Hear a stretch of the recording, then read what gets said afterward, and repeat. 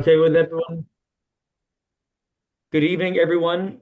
So good to be with you. I'm Jeffrey Weil, the rabbi of Ezra Habanim, the Niles Township Jewish Congregation, and welcome to this joint program of Ezra Habanim, Niles Township, the congregation, and Decalogue Society.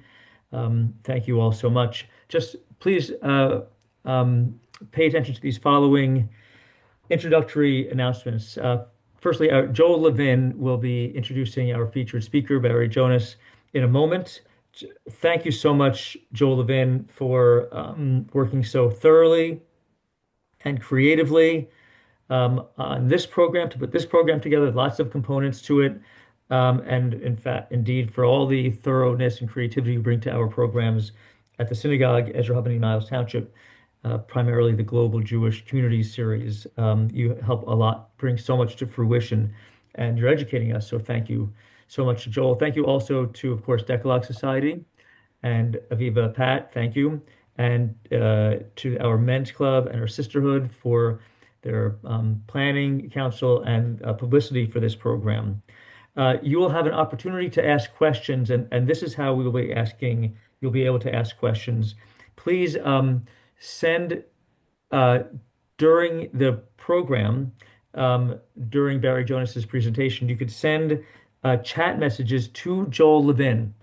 Um, to him specifically, if you could use the chat function in that way, that's better than doing it to the entire group, which could be distracting. And then Barry Jonas will be able to respond to those questions with Joel as moderator after at the conclusion of Barry's primary presentation.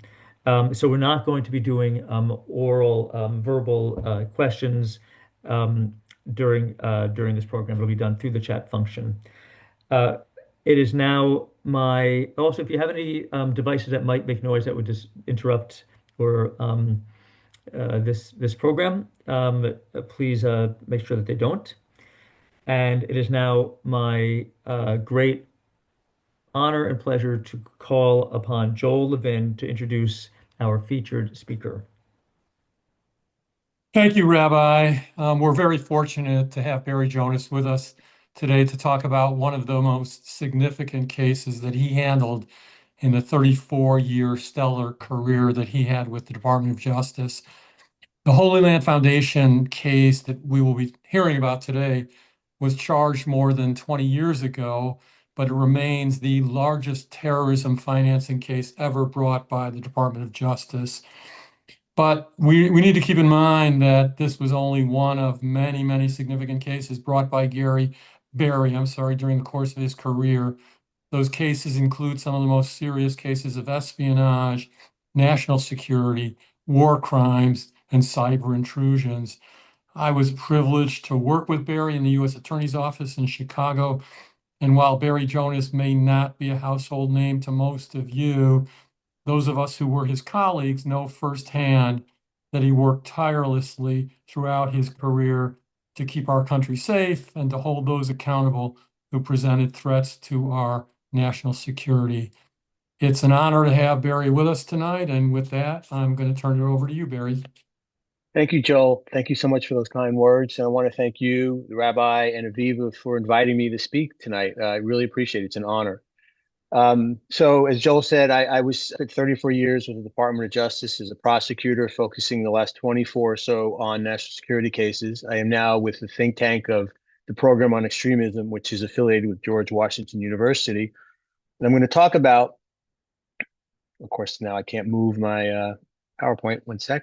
The case against the Holy Land Foundation, as Joel mentioned. A couple of things. I normally, when I do this in person, I ask who here has heard of this case. I get a few hands. Of course, I can't see everybody, so I won't ask that question. I will say, I'll start off by telling you that the Holy Land Foundation was the largest Muslim charity in the United States until it was designated as a specially designated terrorist by President Bush on December 4th, 2002. And it was a very public ceremony held in the Rose Garden with the Attorney General and the Secretary of Treasury. The designation essentially made it illegal to deal with the Holy Land Foundation, to provide them any donations. Their assets were frozen and their material was taken. Basically, it shut them out of business. And I want to jump ahead for a moment to the end. This case, as Joel said, was charged over 20 years ago. There was a trial in 2008 in Dallas, Texas. The defendants were convicted and sentenced in 2009. And you may be wondering, why am I talking about a case that's just so old, besides the fact that it was the largest terrorism financing case? As I go through my presentation, you're going to see that a lot of the information that came out of this prosecution still resonates today. I will explain how and why when I get to that point in the presentation. I don't want to give too much away too early. But I will say this. There's a lot of people that have been incredibly critical of the government for bringing this case against a charity. And some people thought, well, maybe a few errant dollars went to Hamas. That's who they funded, was Hamas. Some people thought that maybe there was one rogue employee. As you're going to see when I go through just sort of some of the evidence of a 7-week trial that I'm going to summarize in an hour, the Holy Land Foundation, as we call it, HLF, was created by and for Hamas to be their primary fundraiser in the United States. And the jury saw that, the judge saw that, the appellate court saw that, and their convictions, I think, was well founded upon the evidence. So as I go through this, I'm going to give you all a little bit of homework. There's certain things I'm going to say, and I'm going to say, remember this point, because I'm going to come back to it later. So that's your homework, to remember those points.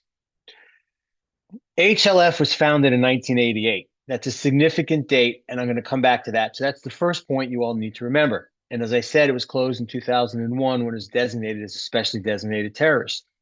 I'm not going to explain designations. That's a whole nother presentation. Just know that when something is designated, it means they're persona non grata and it becomes illegal to deal with them. Right after the designation, the criminal investigation into HLF started, and it actually encompasses several cases. And what we wanted to do was start small and work our way up. And prior to the criminal case in HLF being opened, and prior to 9/11, the FBI was investigating a company called Infocom. Now, Infocom started out as an exporter of computer hardware. So think of the towers and your keyboards and the screens, and their primary customers were in the Middle East. Over time, Infocom switched and became a internet service provider for companies in the Middle East, such as Al Jazeera. And the thing about Infocom and why I'm talking about it is because I call Infocom a sister company to HLF. They were founded at the same time. They were located across the street from each other in Los Angeles. They moved together to Richardson, Texas, which is a suburb of Dallas. And Infocom was owned by the 5 Alashi brothers, who were very instrumental in running the HLF, including Ghassan Alashi, who's one of the top 3 founders of the HLF. And the week before 9/11, FBI executed a search warrant on the premises of Infocom. They found basically a recording studio where the HLF would make recruitment video, not recruitment videos, but videos for donations. And we found a lot of such videos at the Infocom. Infocom, why the FBI was looking at Infocom was because the computers that they shipped went to Syria and Libya. And at the time that they engaged in these transactions with people in those countries, Syria and Libya were themselves designated as state sponsors of terrorism, similar to the other designation I talked about, but instead of being against a group or a person, the designation was against a country, which meant it was legal to ship anything to those countries without licenses from the United States government, which they didn't have. They were able to ship directly to Syria from Dallas, and for Libya, they shipped through Malta, which, if you never heard of Malta, I never heard of Malta before I got in this case 20 years ago, 20 plus years ago. It's a tiny little country in the middle of the Mediterranean made up of 3 islands, and it's halfway between Sicily and Libya. And it's a known transshipment point where a lot of material would go there and then would be shipped to other places. The other half of the charges against Infocom, there were 2 parts to the case. And ultimately what happened is we charged 1 indictment against the Alashi brothers, 2 separate crimes, and we severed the trial. So it was 2 separate trials. There's a man named Musa Abu Marzouk. Some of you may have heard about him. In the 90s, Marzouk was the leader of Hamas. I'll talk more about that later, but he was the guy. And he lived in Northern Virginia, right outside of Washington, D.C. And his wife was named Nadia Alashi. She was the first cousin to the Alashi brothers. And in the early 90s, Marzouk entered into an agreement with Infocom where he gave them, I want to say $250,000, but I cannot remember the exact amount. It was somewhere around there. And in exchange, they were supposed to provide a percentage of their profits every month to Marzouk. And what that translated into was every month they sent $3,000 to his wife, Nadia, in Virginia.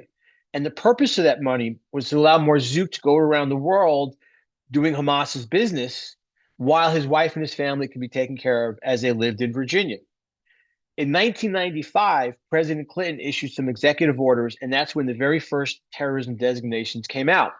And one of the very first designations was against Hamas. And then a few months later, he designated Marzouk himself as a specially designated terrorist, which meant, as you all should know by now, you couldn't deal with Marzouk. It became illegal. And so every payment that Infocom sent to Marzouk after he was designated was a crime. So we charged the Elashi brothers with both the illegal shipments to state-sponsored terrorism and dealing in the property of a specially designated terrorist. And they were all convicted. None of them wanted to cooperate. We were hoping that one would, because we wanted someone on the inside that could help direct us through HLF. But none of them cooperated. They were sentenced. If I remember correctly, they received between 4 and 5 years in jail. So then we went ahead and indicted the HLF. And what the HLF did was they sent millions and millions of dollars to what's known as zakat committees. Now, zakat is charity, and it's one of the 5 pillars of the Islamic religion. And so Hamas had these zakat committees in every town, neighborhood in the West Bank and Gaza. And one of the things that the zakat committees did with their money was they used it to help this is Palestinian society, and I'll show what I mean in a second. But it's illegal to give money to a terrorist group, regardless of what the terrorist group does with the money. So it doesn't really matter what the zakat committees did with the money if we prove that they were controlled by Hamas. And that was the hardest part of this case, is proving that the zakat committees were in fact controlled by Hamas. I interviewed people in the West Bank, and they all told me, oh, of course, we all know that the Ramallah Zakat Committee is Hamas, and this Zakat Committee over here is controlled by Fatah, which is the Palestinian Authority, and this Zakat Committee here is secular. Sure, everyone in Ramallah knew that. No one in Dallas knew that. And bringing in evidence to prove that those Zakat committees were controlled by Hamas was very, very challenging. And I'll get to how we prove that a little bit later. But let me give you a quick education on the Hamas structure. So Hamas has 3 wings, as you can see from this triangle. The political wing sits on top, and there was a political wing that Marzouk was at that time the chief of, the leader of the political wing. Then you have the military wing, which we all know what they do, the kidnappings, the killings, October 7th. Then you have a social wing on the bottom. What the social wing does is they take care of the local population. Kindergartens, summer camps, healthcare, education, provided mosques, all things that seem benevolent and good. And so, as I'm sure all of you know, and certainly I know Joel knows, when a prosecution is brought, the government has to prove people, the defendants, guilty beyond a reasonable doubt. We start in a hole. When you're prosecuting a charity who's doing what appears to be all these good things, that hole is a lot deeper. And one of the things that we did during the trial was presented an expert witness, terrorism expert witness named Bruce Hoffman, who testified that when it's a terrorist organization that does this social wing and has all these what appears to be good things for the population, it's actually a really bad thing, because a terrorist organization is not doing it out of the goodness of their heart. They're doing it because they want to win the hearts and minds of the people so that those people will support the terrorist group and make it stronger. One thing that Dr. Hoffman said is the terrorist groups that have nothing but a military wing, they don't last long. But it's those that have the social wing that take care of the people, they have sustainability. And if I can give you an example for where I grew up, if you haven't figured out from now, I'm from New York, or New York, as we like to say. And I grew up in Queens. And in Queens, there was a mobster named John Gotti. John Gotti lived in Howard Beach. And he took care of the people in Howard Beach. Fireworks on 4th of July, turkeys on Thanksgiving, and they loved him. And so when the police would come around, they would protect him. No one would talk to the police, or they would lie to the police. And so you get a similar thing here with Hamas. People protected Hamas because Hamas took care of them. which meant one, Hamas had a group of people they could recruit from. It meant the kindergartens that Hamas would sponsor and pay for. They would bury armaments underneath the playgrounds. When someone needed a ride to blow themselves up to become a suicide bomber, one of the members in the community would take them to the location.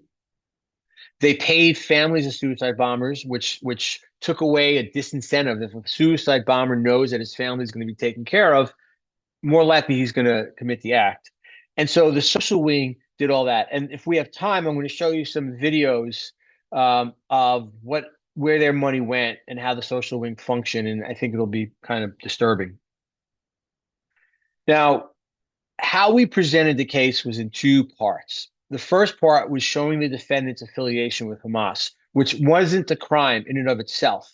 You can stand in front of the White House and scream, "I love Hamas, I love ISIS," which people are now doing.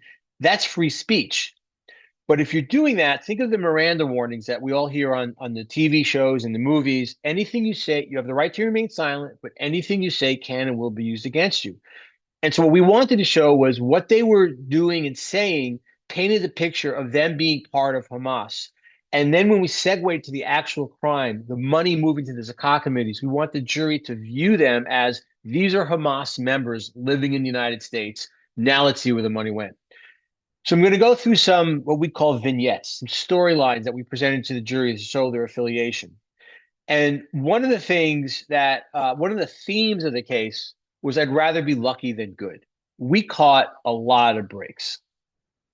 Let me tell you a quick story. This is a document taken from the home of a man named Ismail El-Barassi.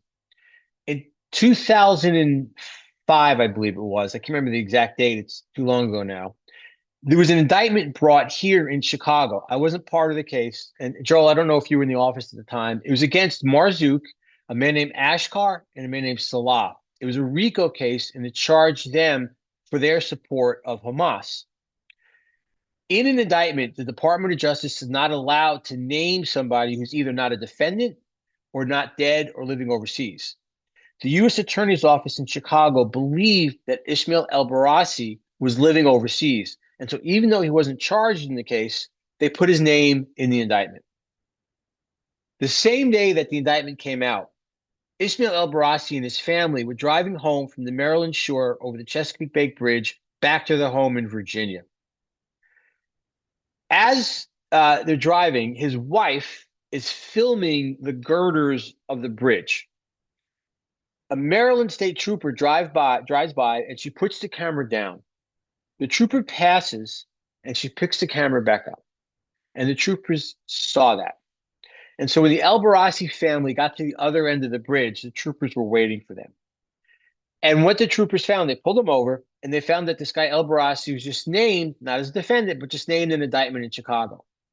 And so the FBI in Washington, D.C. put together a search warrant overnight, and the next morning they executed a search warrant at El-Barassi's home. And in the driveway of his home, they found a pallet. And on the pallet were boxes. And in those boxes were documents. And in his home, they found documents everywhere. It turns out El-Barassi was the archivist of Hamas in America. And he essentially was the secretary for Marzouk when Marzouk was living here. And we found a lot of amazing documents, including this one that's in front of you. And this is one of the documents that if you ever Google HLF, you'll see this document being reported today. I mean, probably literally today. I get HLF alerts all the time. What this document talked about was about the Muslim Brotherhood and how their goal was to create a civilization jihadist process, is what they call it, to have a grand jihad in eliminating and destroying the Western civilization from within and sabotaging the miserable home. I'm not going to read the whole thing. And on the right was a list of organizations. And what we learned from the El-Barassi documents is this. In late 1987 was the first Intifada. Probably some of you remember that happening. It was a grassroots uprising by the Palestinian people against Israelis. There were organizations in Gaza and West Bank that wanted to take over and take control of the Intifada. One of them was the Muslim Brotherhood. And for those of you who don't know what the Muslim Brotherhood is, it's an organization that was started in 1928 whose goal it is to create a worldwide caliphate. basically where the whole world is run under Sharia law. And they had chapters around the world. And when the Intifada happened and the Muslim Brotherhood chapter in Gaza wanted to take over the Intifada, they reformulated themselves and became Hamas. The Muslim Brotherhood governing body in Egypt issued a decree to all the Muslim Brotherhood chapters around the world. Form a Palestine committee in order to support your brothers, Hamas. And as we saw through documents, and I'll show you some more documents in a minute, the Palestine committee was immediately formed in the United States. And as part of all that, in the Muslim Brotherhood, and the list on the right is a series of Islamic organizations in the United States, including some that fell under the umbrella of the Muslim Brotherhood, including the HLF. Its initial name was the Occupied Land Fund, and it's number 24 on that list. So before I get more into the documents, I want to talk about some of our witnesses. This is not all our witnesses. This is most of them. I think I left a few off. And I'm not going to go through everybody. Our first witness was Dr. Matthew Levitt. Dr. Levitt is a terrorism expert who works for a think tank in Washington called the Washington Institute for Near East Policy. It's like an all-star think tank. Dr. Levitt started his career in the FBI, and then he moved over to the Washington Institute 25 years ago, where he's written books on Hamas and Hezbollah. He's testified in trials all over the world. And Dr. Levitt's goal was to educate Hamas. Basically, what he did was he went through everything about Hamas that the jury would hear throughout the trial. So it wasn't everything about Hamas, just what they needed to know to understand the attacks they would hear about, the names of the Hamas members they would hear about, the structure of Hamas, and how Hamas moved its money. And he was on the stand for 3 days between direct examination and cross-examination. And that's a really long time. And so one of the things, Matt was my witness, one of the things I did with him was we created this chart. It's a giant enlarged blow-up chart that you had to hold, probably about 3 feet, 4 feet wide. In fact, I still have this in my home. And we went through the names and the Hamas leaders that would come up later. And we were very particular about referring to them in this chart over and over through the trial because a lot of these names are not familiar. This is not an organized crime trial where people know, Vinny the Chin and Tony the Toe and Louis the Nose, names that we hear in the movies and we can digest. These are names that are not familiar. And so Matt went through this poster board with me, and every time any of these names or these individuals came up throughout the rest of the trial, I would pull out the board and I point to and say, "You mean this person?" just to keep it straight for the jury. But you can see the leadership. Khalid Mashal, I'll talk about this in a minute, but Khalid Mashal and Marzouk flipped roles in the late 90s in the leadership of Hamas. And Sheikh Yassin was a spiritual leader and founder of Hamas, and the Israelis killed him. I don't even know when. It was a long time ago, 20 years ago. So Mashal and Marzouk are no longer the leaders of Hamas, but they are very prominent senior members of the organization, and you still read about them in the papers today. You see in the middle, Ibrahim Goshe. I'm mispronouncing his name. Remember that. This is your homework. Remember that name. I want to talk about the second witness. I can't even. Peridio, Mr. Peridio. He goes by Gus. I'm going to call him Gus. Gus lived in Northern Virginia. A lot was going on in Northern Virginia. And one day, Gus was digging up his backyard. And he came across film, loose film, not in any casing. And he gathered it up as he's digging up and put it in a large green garbage bag and put the garbage bag in his garbage can. And that night, he went to a block party. And he told a friend, "You wouldn't believe what I found buried in my backyard, this film," and, threw it out. And the friend said, "Gus, before you moved in, the FBI raided the house when someone else was living there." And Gus ran home, pulled the garbage bag out of the garbage can, called his friend in the Department of Homeland Security, and miracles by miracles, it ended up in the right hands at the FBI. And the film was cut up, and the FBI was able to, what I call CSI it back together, and it eventually made its way to the case agent for the Holy Land case in Dallas, which is, if you know bureaucracy of the government, is an amazing thing by itself. FBI went back to Gus's house. They found more film in his fire pit. They found more film in his fireplace. They put it all together. And what it was, Joel, let me know if you can hear this. Can you guys hear the sound? Okay, but you can No, see the video moving. Okay. Yes, slowly. Yeah. Okay. Yeah. So what this was, what the film was of HLF fundraisers. And the Palestine Committee I mentioned earlier had a band. And those are the gentlemen in the band. And the gentleman on the right with the dark beard and the dark hair, his name is Mufat al-Dakata. He was one of our defendants. Mufat's half brother was Khalid Mashal. You remember one of the leaders of Hamas I mentioned a few moments ago. And the band would sing songs about Hamas and about Sheikh Yassin, and they'd get the crowd all riled up, and then people would donate. On the left is a scene that they did at fundraisers where the on the right is holding the Palestinian flag is Mufid again. He's dressed as a Hamas member. And on the left is an individual who's dressed as an Israeli. And they enter into a debate. At the end of the debate, Mufid, the Hamas member, kills the other man. The crowd goes wild, and they use that to fundraise.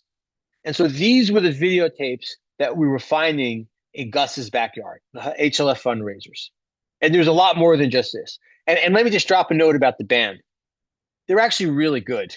I watched a lot of hours of the videotapes that we took that we seized in this case, not just from Gus's house, but from the HLF, from Infocom, and from other locations. And watched a lot of HLF fundraisers. And of course, you can't play them all for the jury because it's too much. And so we had to whittle it down to segments of some of the videotapes. And so I heard the band a lot, and it's catchy. And when I was questioning the case agent on the stand and we started playing these videos, I literally, and I absolutely mean this, had to consciously stop my toe from tapping. I did not want the jury to think I was endorsing these videos, but they sort of weave their way into my subconscious. So I'm going to skip down to Laura Burns. Laura was the case agent I talked about for a moment. She was my witness. Laura talked a lot about these stories, that some of which I'm going to talk to you about and some of which I won't, through documents, through videos. And Laura was on the stand for 4.5 days on direct examination alone. That doesn't include cross-examination. It's a long time. In fact, I then called Laura back later in the trial for another 2 days. And there was so much material to go through that Rob Miranda, the next witness, another FBI agent, had to testify for 2 more days to go through the rest of the jury, telling them these stories through the evidence. Joe Hummel was an FBI agent stationed in New York. And in 1995, Marzouk and his family flew back into the United States at JFK Airport. And this was right about the time Hamas had been designated and Marzouk was designated. I don't remember the exact date. And there wasn't TSA, but people in New York, stopping Marzouk, realized who he was, called the FBI in New York, and Joe Hummel went out there. And he's interviewing Marzouk and Nadia Lashi's wife. And he's saying, where did you travel? Who'd you meet with? How'd you know how to contact them? Did you have a phone book? No. And they see Nadia Lashi. I can't show you because you can't see my legs, but do something like she hides something with her legs. She moves her legs to hide something. And they saw that. And so they had Nadia Lashi go into another room, and she was undressed by two female, not TSA, so security guards, and they found in her bra Marzouk's address book, which became an important piece of evidence for us for a number of reasons. One piece was the leaders of the HLF was in his phone book. Now, why would the leaders of a charity be in the phone book of the leader of a terrorist organization? Because they were all in bed together. But there was other things about that phone book that helped a lot in other parts of the case. Steve McConicle was a reporter for the Dallas Morning News. Now, people knew, and there were a lot of rumors in the communities that HLF was Hamas fundraiser before we ever charged the case. And so Steve McConicle was writing a series of articles about this, and he went over to interview Sheikh Yassin. And he asked Sheikh Yassin about the HLF and the HLF sending money to Hamas. And Sheikh Yassin said, I don't know who this is, but if they're sending money, I'd be happy to take some. Of course, I'm paraphrasing. The HLF defendants were very worried about this. And so they called back the HLF office in Ramallah. They had an office there at that time. And they said, what happened? What did the old man say? And they were told, don't worry about it. Everything's fine. He didn't give you up. And that call was recorded. So I had Steve McConicle on the stand. He told the whole backstory. And when he was on the stand, I played the recordings of the phone call. The other witnesses from Mohammed Sherbaji down really covered the second part of the case. I'm going to skip them for the moment. So the El Barassi documents talked all about what I said a moment ago about a Palestine committee being formed and that they should become an umbrella organization over other groups. And so I'm not going to have you read this; it's a lot on the screen. But if you eyes go to near the bottom, you'll see that word Palestine Committee. The committee was tasked with supervising all the organizations that serve the movement. And if you look in the middle, the movement is Islamic Resistance Movement, which is Hamas. And so it named the organizations Islamic Association for Palestine, IAP, which was a media organization located here in Chicago that pre-existed the formation of the Palestine Committee. The Occupied Land Fund, which was formed right when the Palestine Committee was formed, became the HLF, and the United Associations of Studies and Research, which is a think tank formed right after this by Marzouk. This is an organizational chart. They called it the Central Committee sometimes interchangeably with the Palestine Committee. Of course, I know it's old. It was in the early years. You see in the middle, OLF, Occupied Land Fund. This is a better chart. So you have on the left, Central Committee, Executive Committee. These are the members of the Palestine Committee that ran the committee. And you see number one is Musa. That's Musa Abu Marzouk. So he wore two hats. He was the leader of Hamas, and he was the leader of the Palestine Committee in the United States. You also see some of our defendants. Mazain is Mohammed Al-Mazain, one of the leaders of HLF. Number 9 is Shukri Abu Baker, the other leader. You see El Barassi's name here. I mentioned it earlier. And you see other names of individuals who will pop up in a lot of these documents. And on the right, you see organizations. You see number 4 says charitable and humanitarian aspect, the Occupied Land Fund, which again became the HLF. They changed their name. Shukri Abu Baker, the leader of the HLF. And so this is just an example of the many documents we found from El Barassi's library of how the Palestine Committee was formed, what organizations it oversaw, and who its members were. Separate apart from El Barassi, another vignette, and what we really loved about these storylines is they corroborated each other. So a man named Ashkar, I mentioned him earlier. He was one of the defendants in the RICO case brought here in Chicago. There was let's call it a ninja type search done on Ashkar's home back in the 90s when he lived in Louisiana and was going to school. It was a search that was authorized by Janet Reno when she was Attorney General. And it wasn't a criminal search warrant. It wasn't one where they went in, left, and would just take everything like you would in a criminal search warrant. It was a ninja style. They went in, Ashkar wasn't home. They took pictures, but left everything where it was. They didn't want him to know he was there. They found taped underneath the desk this document, which is on the left, Palestine Committee members in the United States. Same name as we saw in the El Barassi document, Musa Abu Marzouk, and I'm not going to go through it all, but you see our defendants in the HLF, the Alashi brothers, you see their names, their fax numbers, their phone numbers, and where they live. This corroborates the list from the El Barassi documents. So that's one value to this. The second value, if you see on the right, it's Palestine Committee members outside the United States. The first one is a man named Kari Al-Laga. And I asked Dr. Levitt when he testified, have you heard the name Kari Al-Laga? And he said, oh, sure. He's a well-known, wealthy Saudi financier of Hamas. Okay, now you have a Hamas financier on the Palestine Committee. That wasn't the only value to this document.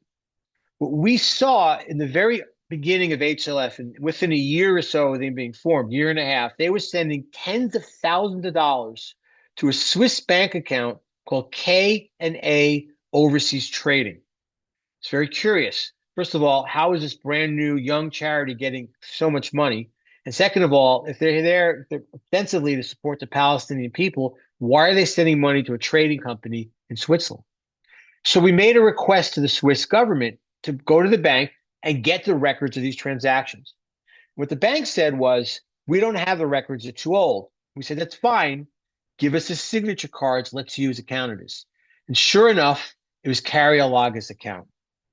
And so what we saw was HLF sending tens of thousands of dollars to Kari Al-Laga, Kari Al-Laga then sending the money to Marzouk. This is from the El Barassi documents where El Barassi and Marzouk shared a bank account, and you can see K&A Overseas Trading sending $350,000 to Marzouk. This is a summary chart of all the money that was being sent to Marzouk, hundreds and hundreds of thousands of dollars. It's classic money laundering. Marzouk was himself sending hundreds of thousands of dollars to HLF. They turned around, sent it to Cariolaga. He then turns around and sends it to Marzouk. They were cleansing the money to make it look like the Marzouk's just making a charitable donation, but it's being used for Hamas. Another vignette, we found a letter. 1992. It's a letter from Hamas to Marzouk. Now, if you know Hamas, it is El-Adin Al-Qassam Brigades is the name of their military wing. And what this letter is asking for is money, $100,000 for munitions. They're calling it different pieces of steel. And what they said is it's being offered to us for purchase now. Otherwise, it'll be offered to Fatah. Fatah was Yasser Arafat's organization, and Hamas and Fatah did not get along. So they're asking to send us $100,000 quickly. Marzouk, right after the letter came out, within a couple of weeks, sends $100,000 to the HLF. HLF, in turn,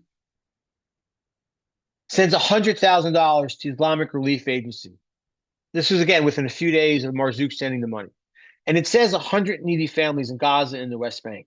And one of the things we did is we proved that the Islamic Relief Agency was actually part of Hamas. When we saw documents like this, we usually would see sort of dossiers for each family receiving money. And with this transaction, we only saw a couple, nothing that supported $100,000. So again, HLF is being used to launder money to get to Hamas. In this instance, it was to buy weapons. We also found in El Barassi's search videotapes of HLF fundraisers. And I will play a moment of this. You're not going to be able to hear it, but I will tell you that these guys are chanting Hamas songs.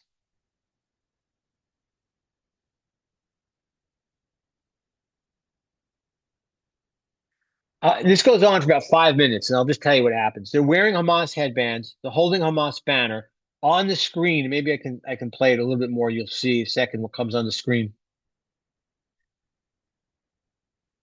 Oh, that was it for the clip. On the screen come pictures superimposed of Sheikh Yassin. This group makes their way to a stage. They get on the stage. There are kids on the stage wearing ski masks. They're chanting about Hamas. Mufti al-Qatar, one of our defendants, goes in front of the stage with a gun, shoots them all down. The crowd goes wild. They raise money. That was an HLF fundraiser. Another thing that we found, an old videotape of a man named Abdallah Azzam. Abdallah Azzam was Osama bin Laden's spiritual leader. And he died in the late 80s, early 90s. And the rumor is he was killed by bin Laden. And in this videotape, Azzam is talking about sending money to buy weapons. I don't know if it's in this particular clip, but he's talking about, he's spending money to buy weapons. He's a very fiery speaker, fire and brimstone, gets crowds riled up. And when he talked about sending money to buy weapons, on the screen would flash what you see. Send your donations to the Occupy Land Fund. Again, this was the HLS prior name before they moved to Dallas and changed it to Holy Land Foundation. Mohammed al-Mazain, one of our defendants and one of the founders of Hamas and member of the Palestine Committee, in another videotape, talked about being on stage at a fundraiser with Abdallah Azzam. So that videotape supports this videotape. This videotape shows that HLF was raising money for Hamas and for weapons. In 1993, the Oslo Accords were signed. And if you remember that, that was supposed to be a peace agreement between the Palestinian Authority, Yasser Arafat's group, Fatah, and the Israeli government. And everyone was very excited because we all hoped peace was going to break out in the Middle East. That's bad for Hamas's business. Hamas's charter specifically says they will not agree to any peace with Israel. They do not want Israel to exist. They want Israel to be wiped off the face of the earth. And so Hamas strongly opposed the Oslo Accords. Right after the Oslo Accords, the members of the Palestine Committee met in a hotel in Philadelphia, and the FBI knew about it and recorded the meeting. It went on for 2 days. We call it the Philly meeting for short. So if you ever Google the Palestine Committee Philly meeting, this is what you're going to come up with. And they talked about a lot of things in the Philly meeting. I'll talk about some of them. First off, they try to use what we call OPSEC, operational security. And they wouldn't call it Hamas. They called it Sama, or Sister Sama. And what I did when Agent Burns was on the stand, we had an overhead projector. I took a piece of paper, put it on the overhead projector, and I said, Agent Burns, can you spell Sama backwards? Sama backwards is Hamas. And in fact, a few times the members of the Philly meeting, the pretendees, slipped and would say Hamas, and then they'd be reminded, no, we're calling it Sama. And so they talked about how Hamas is going to be seen as bad guys now, and how because they are associated with Hamas, at least in their community, it may not look good. And now they have to change the way they look outward to the American public going forward. Essentially, they're going to be two-faced.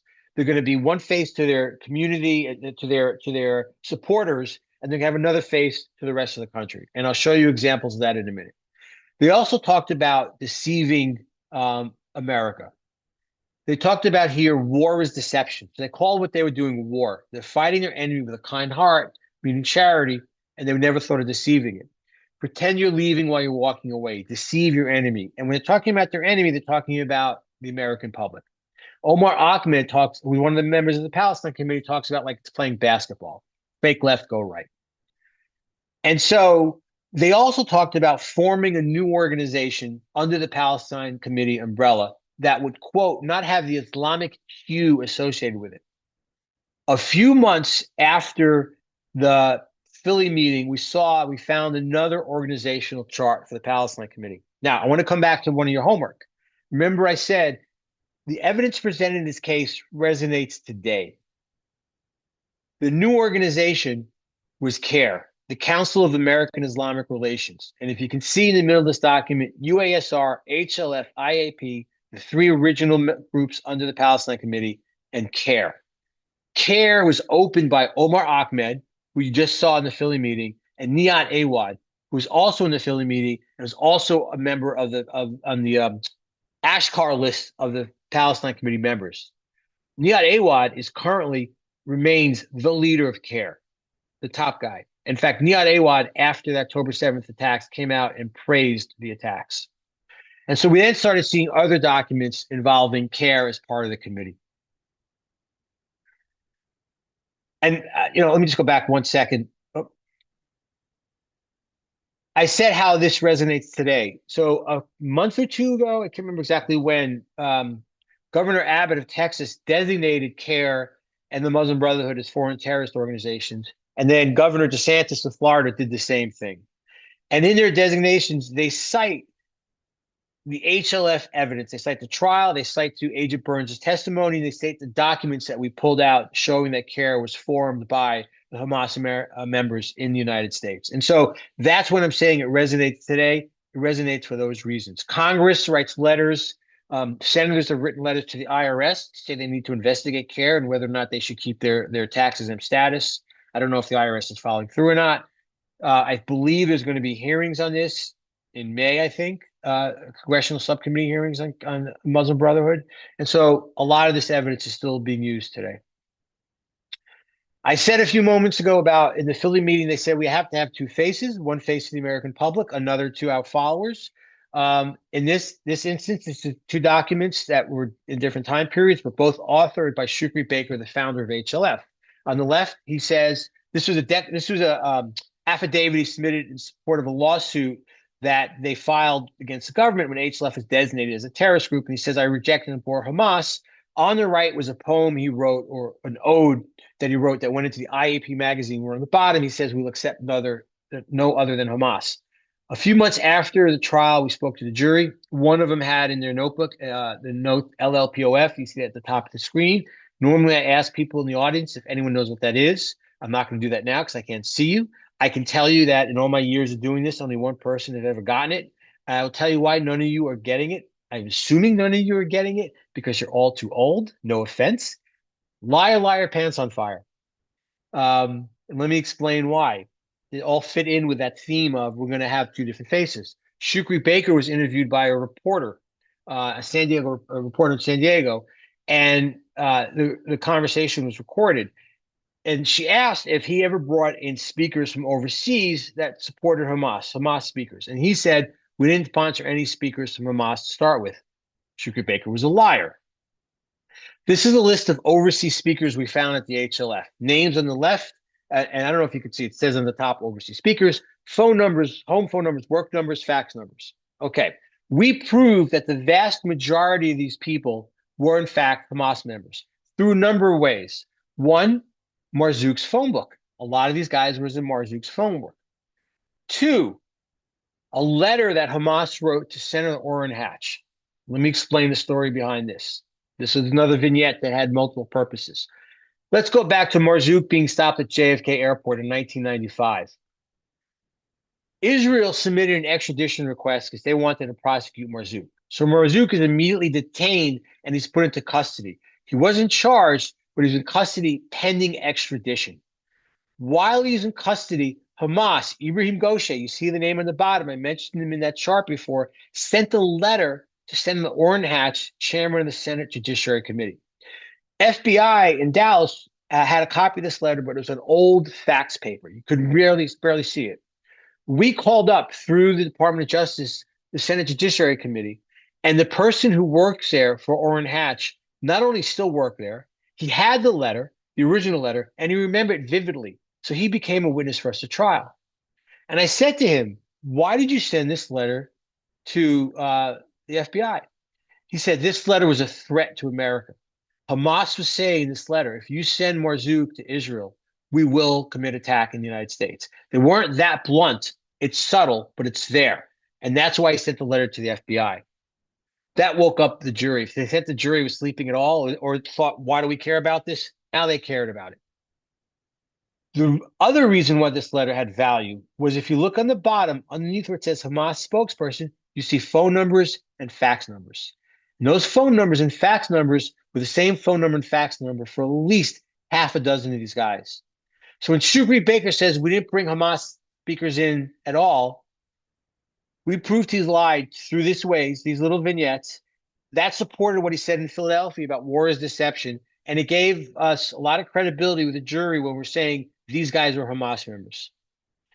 And so with all of that, again, you're seeing just part of what we presented over a multi-week trial.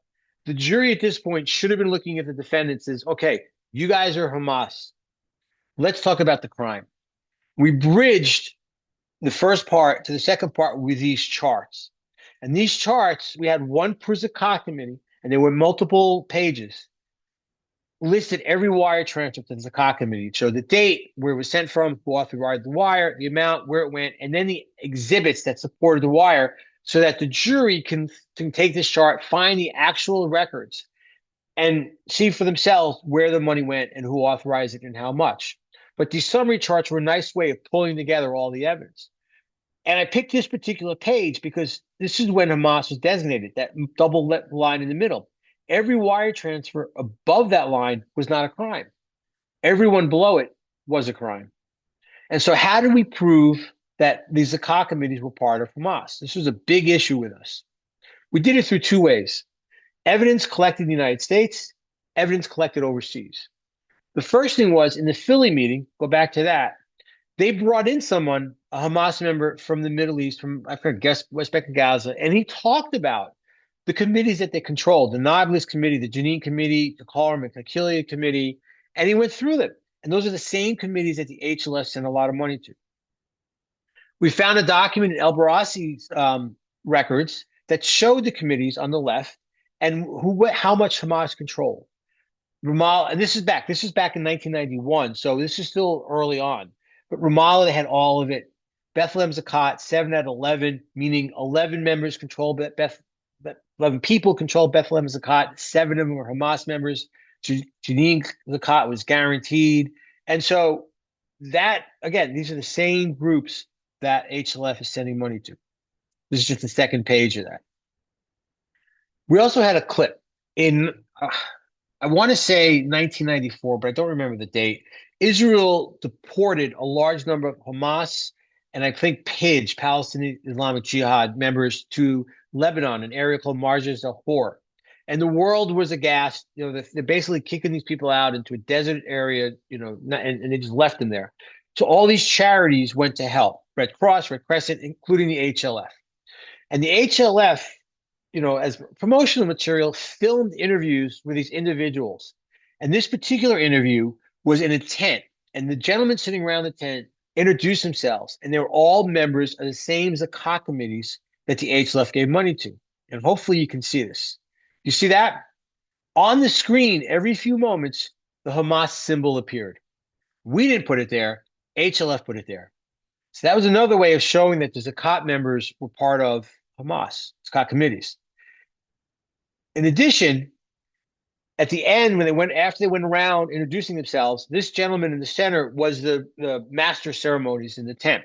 And he talked about Abu Ibrahim, which is the name for Muhammad al-Mazain, Abu Bakr, Shukri Baker, again, the leaders of HLF, how they brought him around the United States, Dallas, New Orleans, Milwaukee, Indiana, Washington, D.C., to raise funds for HLF. So it shows Shukri Baker was lying to the reporter. It shows they brought in Hamas speakers to raise funds. It shows that they were lying to the American public about this, but their supporters knew what was going on.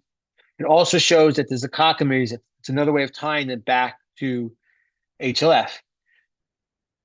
Israel, I think it was IDF or the Israeli or the ISA, executed search warrants on some of these Zakat committees after some horrific bombings on Passover at public seders. There was these bombings. Israel went into the Zakat committees, and they themselves found Hamas documents in some committees. This was a really small document, but it talked about some Hamas operations found in Zakat committees. Posters of suicide bombers were found in Zakat committees, and other things like that we were able to present to the jury through cooperation with the Israelis. We also had an Israeli expert testify about the Zakat committees because he spent his life studying them.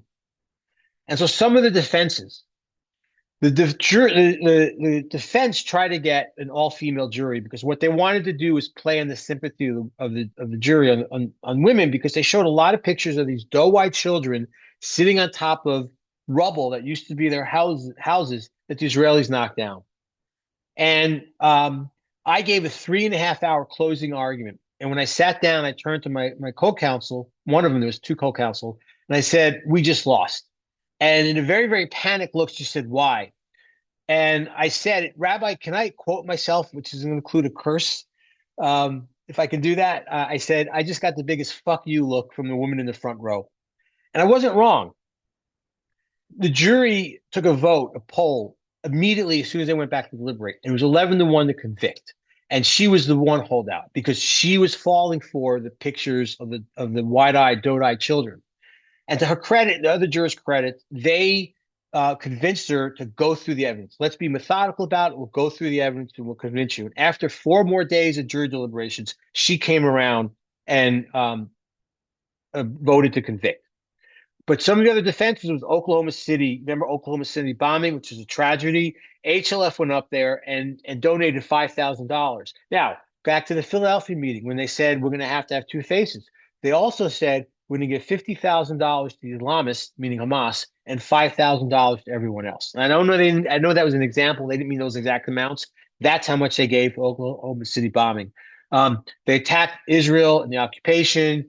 USAID, which no longer is around, was giving some of the same Zakat committees, but we were able to argue that USAID didn't know any better. They had a horrible vetting process. They weren't part of Hamas. And there's some other arguments I won't get through, but the defenses obviously didn't work. This is the man in the middle, his arm around the boy, was the HLF representative in Ramallah, and the poster behind him says Zakat Arms Committee Orphan Sponsorship Program, Holy Land Foundation, Release and Development. This typifies what Hamas does in the social wing and how it makes them strong. This man is saying to the boy, "You remember your father." Now, very sadly, his father was killed by the Israelis, and he said, "Wasn't he martyred? The Jews killed him." And basically, he says to him, "You're going to remember who killed your father when you grow up, right? You're going to remember that." And he's saying it to the kid as they're giving him aid, with the HLF banner right behind him. And that's what Hamas is doing. They're providing aid to the children, and they're brainwashing them. This was Texas justice. You'll never see sentences like this in a terrorism case unless it's someone who's actually committing an attack. Shukri Baker and Ghassan Alashi got 65 years each. They were in their early 50s or late 40s. It is a life sentence. Mohammed El Mazain, for a quirk I won't get into, it's another whole story, only got 15 years. And he's out and was deported to Turkey. Mufid al-Qadr got 20 years. He was released very recently. Ode, who's like the lowest defendant of the five, got 15 years. He was released a few years ago. There were two other, the organization itself was also convicted, two other defendants who are fugitives. I want to play this video. You won't hear the sound, but you'll see the point. This was one of the Zakat committees in Gaza that HLS sent a lot of money to. This was a kindergarten ceremony. Think about the kindergarten ceremonies of your children, and you'll see what I mean in a moment.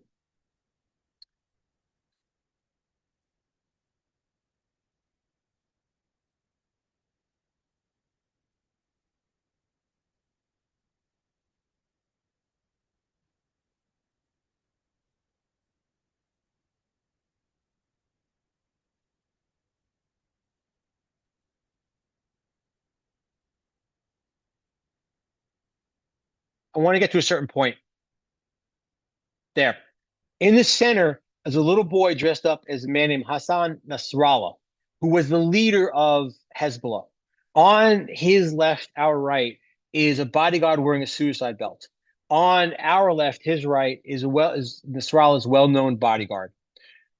A few moments later, you'll see a child come out in a wheelchair, not a real wheelchair. He's dressed as Sheikh Yassin, the Hamas spiritual leader. And they go on and they rail against Israel, praise Hamas. And the crowd loved it. This is where HLS money is going. This is the brainwashing of these children who are now today in their 30s and grown up. This is what the HLF did. And with that, I am done. Thank you so much. And Joel, if there are any Yeah. questions, please. So thank you so much, Barry. Just fascinating, sobering, shocking. There's many words, I think, to describe it. So we did have a question relating to something you said at the beginning, and that is, are there any consequences if a person's name is mentioned in an indictment because the person is believed to be living abroad, but in fact they are actually living in the United States?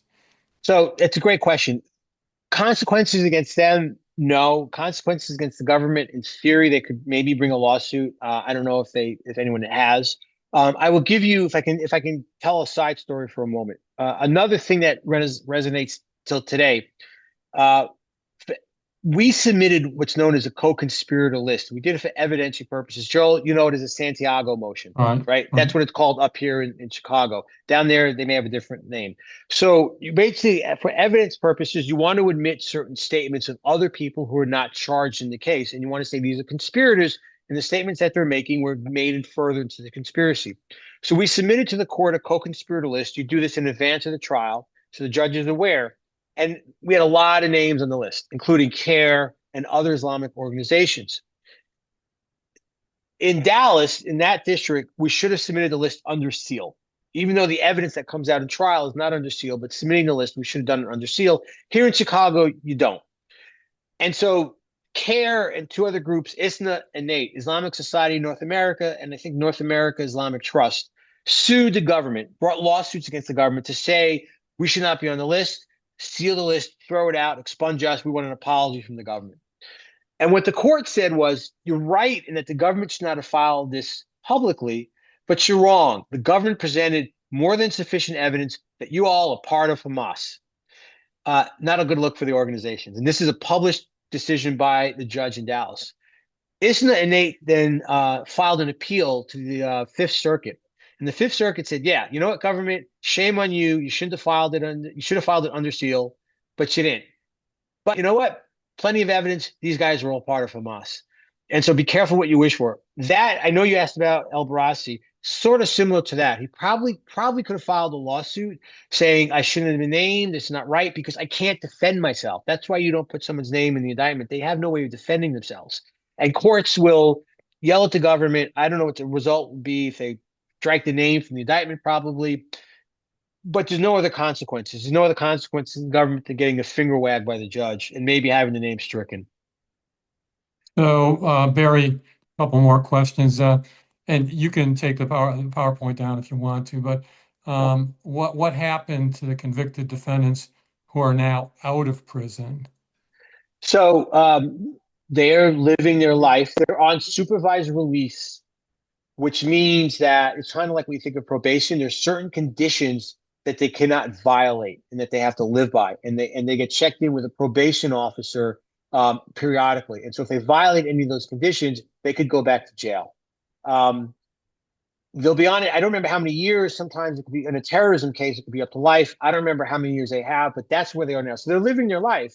Mazain was deported, but Mufid and Ode are living their lives down in Dallas. Now, I'm sure that probably on a speaker circuit, railing against the government, the children of Ghassan Alashi and Shukri Baker call them the HLF, sorry, the Holy Land Five.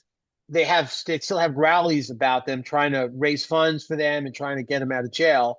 And I'm sure Mufin and Ode are probably now part of that speaker circuit. Okay, and the next question is probably you could have a whole another presentation about this is how did Hamas become a proxy of Iran?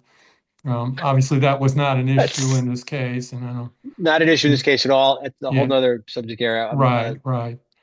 Let me see. I think we had another question too.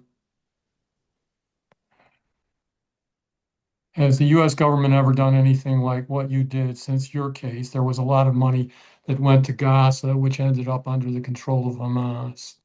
Yeah. Trying to think how to answer that. So, sort of like, I Yeah, would say can't talk about anything that's ongoing today. I don't know a yeah, lot. I'm out of the government. I don't know a lot that's going on. What I do know, I can't talk about. The question really goes to what about in 2009 after the case ended, they were sentenced. Um, there was discussions about sort of continuing the efforts, but resources were diverted elsewhere for other yeah. reasons. I'll just leave it at that.